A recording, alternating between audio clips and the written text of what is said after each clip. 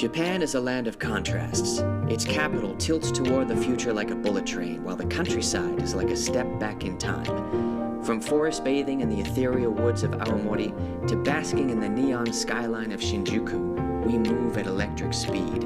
From subway cars packed like sushi, to cacophonous pachinko parlors, to the impeccable shopping for accessories I never knew I needed, to labyrinthian alleys lined with miniature watering holes and charcoal burners cooking up the juiciest chicken skewers imaginable. It's a sensory overload. Every day is something new. I'm Adam Waxman. I'm a traveler, a food writer, and a lover of all things delicious.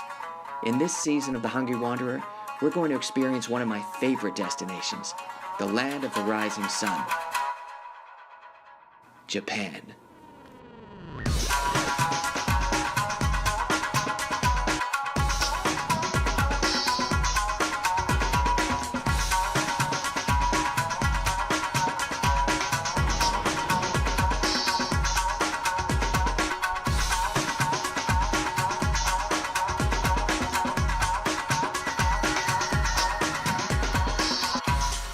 Now we're going to the Tsukiji Fish Market, which is one of the most famous fish markets in the world. It's outdoors, and they have every different kind of sushi that you could possibly want. Every restaurant around the world gets its sushi from here. But they're moving after 80 years. I think because the Olympic Stadium, or the Olympics are going to be using that area. It's so huge and vast.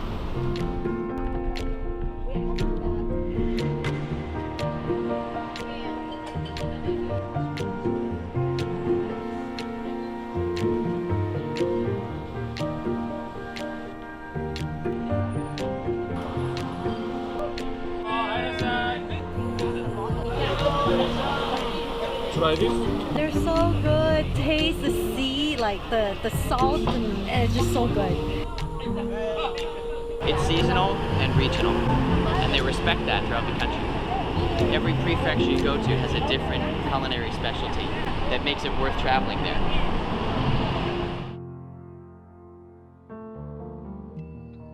I'm thinking to myself, how hard could it be to make sushi? All you have to do is roll up a ball of rice and slap some fish on it, right? Well, actually, there's a huge difference between what I'm making and what the instructor's doing. Japan International Sushi School. I'm gonna make sushi for myself and for the production crew, and hopefully I pass the test. It has to be balanced. If you roll it too tight, if it's rolled too tightly, then the seaweed can stretch. And if it's not tight enough, then it's too loose and it falls out. The precision, the technique. I'm not the worst student he's ever seen, but I'm pretty close. Take one of these classes when you come here, because pass or fail, you get to eat your work.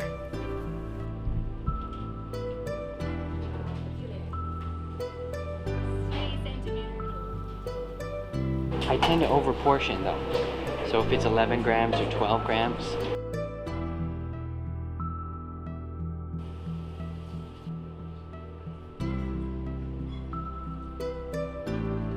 $13 grams. Close enough. I do. Okay. It just came naturally to me. I mean, it looks so simple, but I don't even remember how to make this one. Now I wish I was paying attention.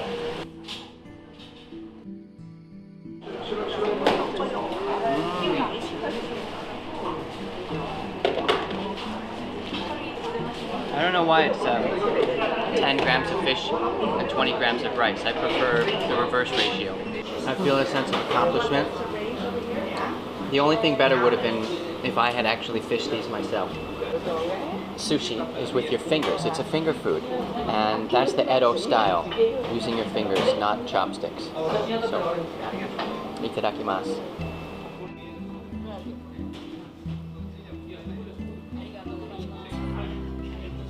It takes 2 years to get this right. I took 1 hour.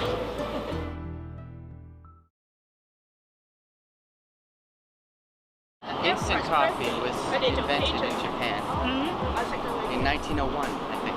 901, yeah. Yeah. So what were the first two waves of coffee? One of them must have been Starbucks.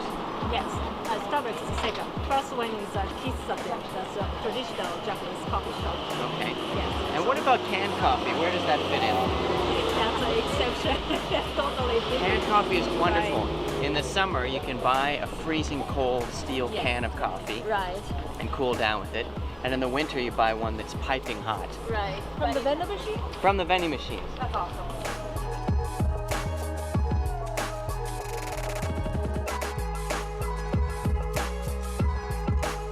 That's beautiful.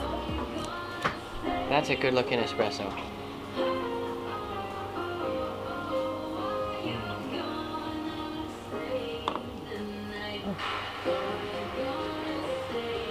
That's really good. This is something to be savored. You can taste so many different notes in there. It's not just like burnt toast. It makes such a difference when you have a good espresso versus a bad one. When I have a bad one, I take it personally and it pisses me off. Because there's so many variables that are involved in such a delicate process. Even the type of water. In Japan, it's typically soft water. That makes a difference.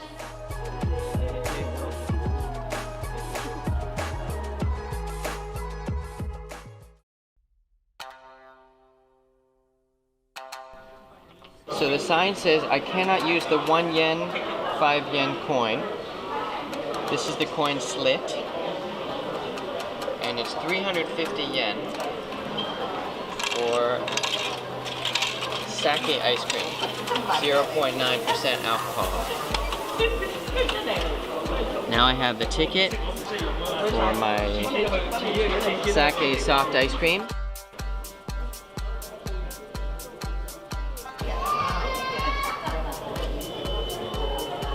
It's not bad.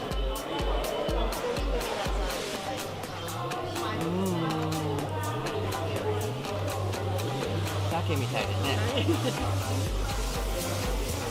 It tastes like sake. It's actually not bad.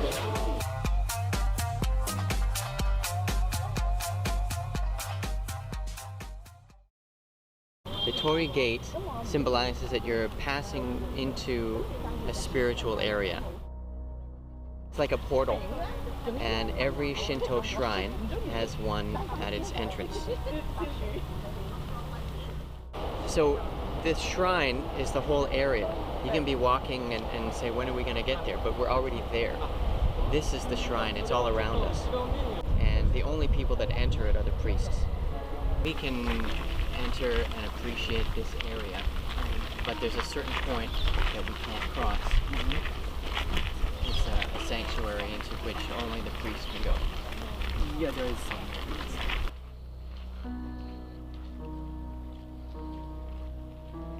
I think it's a date place in the sense that if you wanted to go for a leisurely stroll in a beautiful area, and if you look at all the trees and the plantings, apparently every kind of tree and plant that grows across Japan is here in this one area. 175 acres that encapsulates the horticulture of the entire Japanese archipelago. So it's a really nice walk. And you know, whether it's a date or a family or just on your own to be meditative.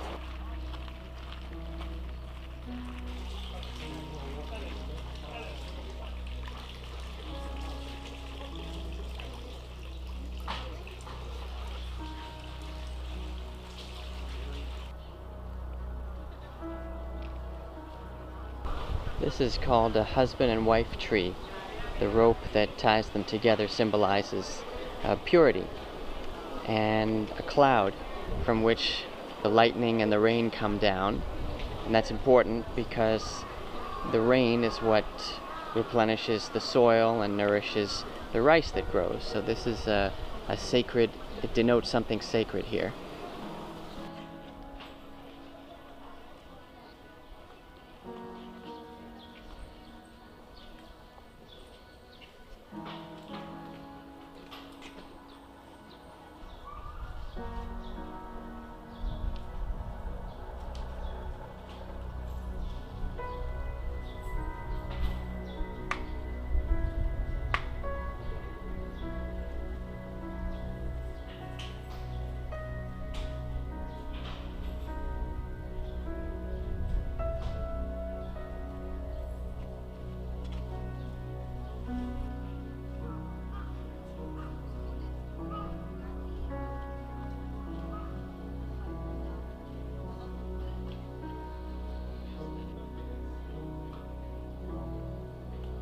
similar to the Wailing Wall in Jerusalem, where people will put their prayers along a wall. You're putting it in something, but you're hanging it out around this spiritual tree within the holy site of the Meiji Shrine, in the hopes that your prayers will be answered. So people are writing their prayers here, even in English. Maybe I should do one.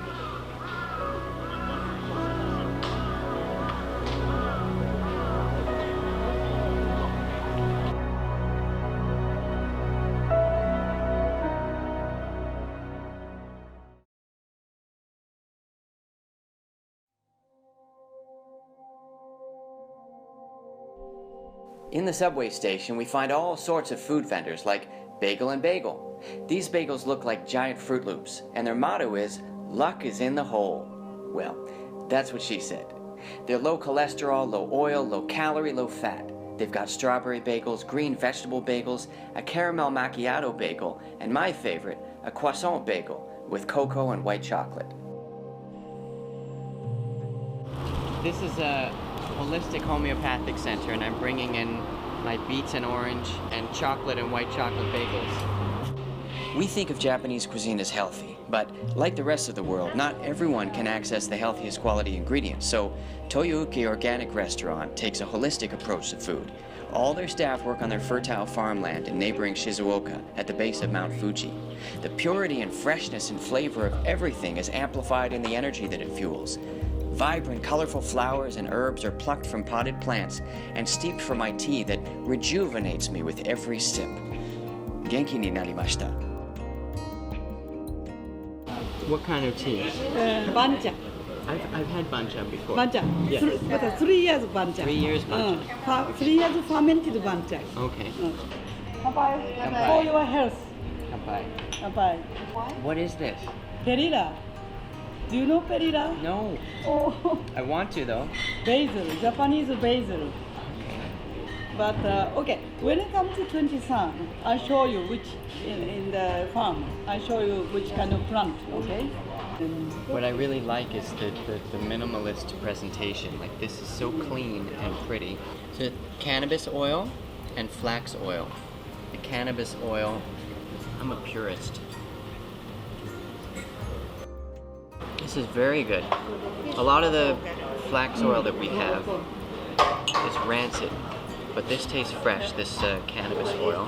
And the flax oil, No, not at all. Shizuoka have a big bend. they both taste very smooth. 2,500 meters deep.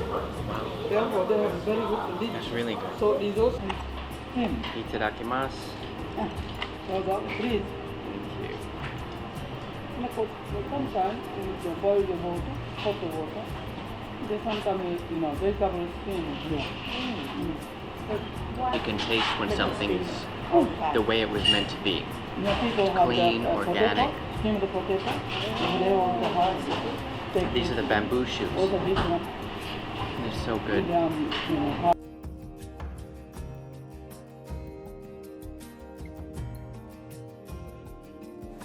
Tokyo is a universe unto itself, a dynamic system in which there's something happening in every inch of space, spiraling out in every direction. It's overwhelming, but there is order within the chaos. Even a homeless man living in a cardboard box removes his shoes before retiring to his home. It's their basic respect that captivates the whole world.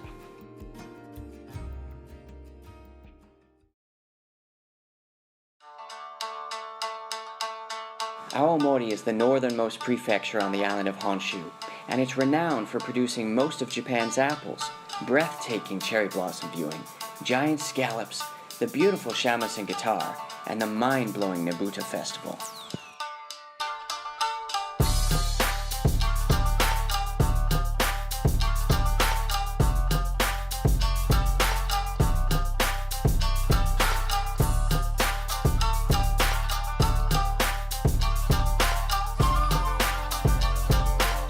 Everyone who rides the Shinkansen asks the same question.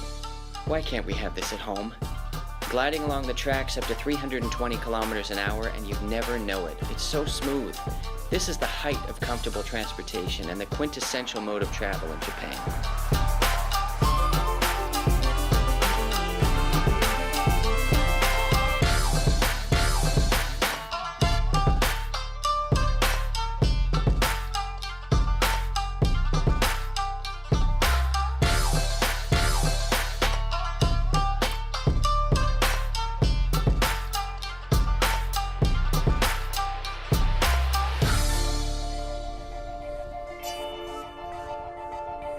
At the Aomori Hotate Goya, we fish for our dinner. It looks easy enough, but scallops have between 50 and 100 eyes watching me trying to hook them. They jump and bite like you would not believe. Right down. Wow, that scared me. Okay, you're good. You're safe. And all of a sudden, this carnival game becomes an epic challenge between man and this scallop-turned Moby Dick. They fought back. They saw me coming, and it was tough. I was trying to reel it in. When I tried to cheat, they fought back.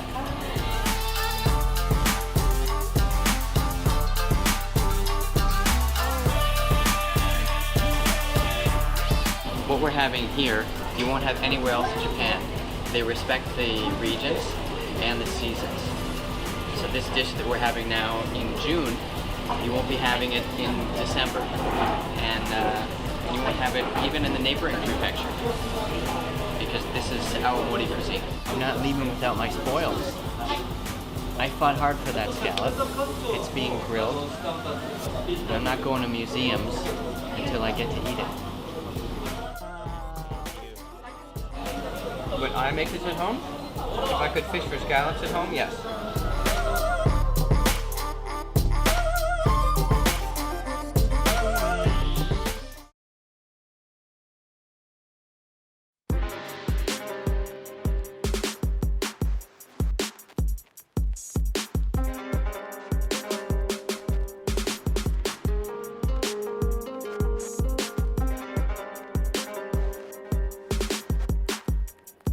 A 12-year-old boy designed that. I would entitle this Fighting for Today's Catch. Nebuta no Iewarase is a museum of the pride and passion of Aomori's Nebuta Festival. Incredible elaborate floats of mythical warriors in dramatic battle scenes made of intricately designed gigantic paper lanterns. A picture may be worth 1,000 words, but Nebuta, 1,000 years of ancient Japanese legends that leave me awestruck and speechless.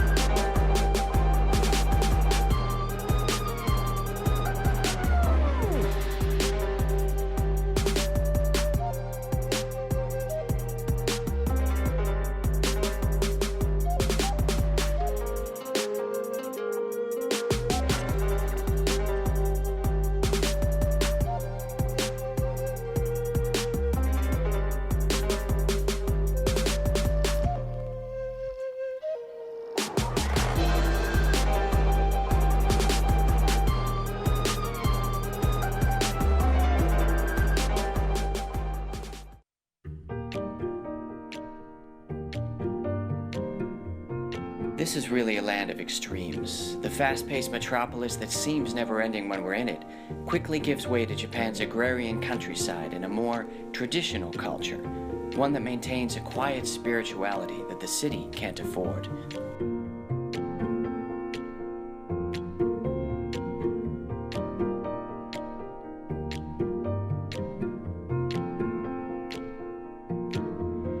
Next week on The Hungry Wanderer.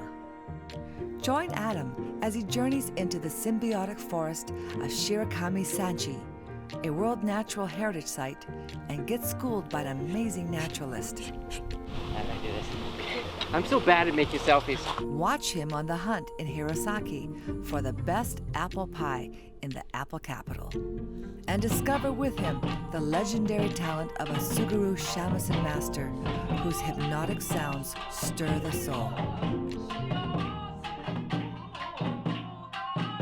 So we were inside this restaurant. Who knew? You know, this little place in the middle of nowhere, it seems, is actually the hub of musical activity in the north of Japan.